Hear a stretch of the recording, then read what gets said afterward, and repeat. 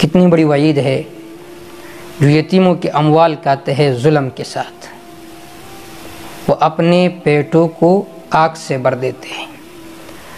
آج ہم اپنے معاشرے پر نظر رکھ کے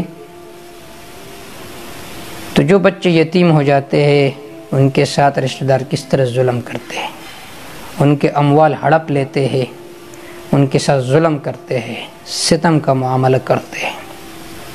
جو لوگ ایسا کرتے ہیں تو یہ اپنے پیٹوں کو بھر دیتے ہیں آگ سے۔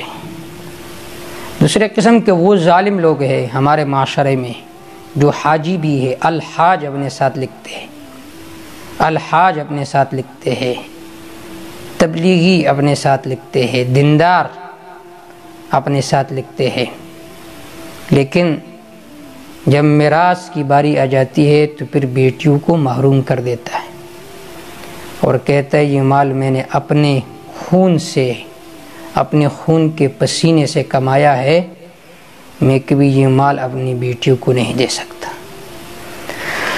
تو آپ نے اپنے بیٹیوں کے ساتھ ظلم کر کے بیٹوں کی خیرخواہی چاہی، لیکن اس وجہ سے یہ جو مال ہے، یہ جو بینک بیلنس ہے، دولت ہے، اس وجہ سے آپ اپنے پیٹ کو آگ سے بھریں گے۔ تو اللہ امت مسلمہ کو ان احکام پر عمل کرنے والا بنا دے۔ دو احکام ایسے ہمارے معاشرے میں جو بالکل متروک ہو چکے، ایک پردے کا حکم اور دوسرا میراث کا حکم۔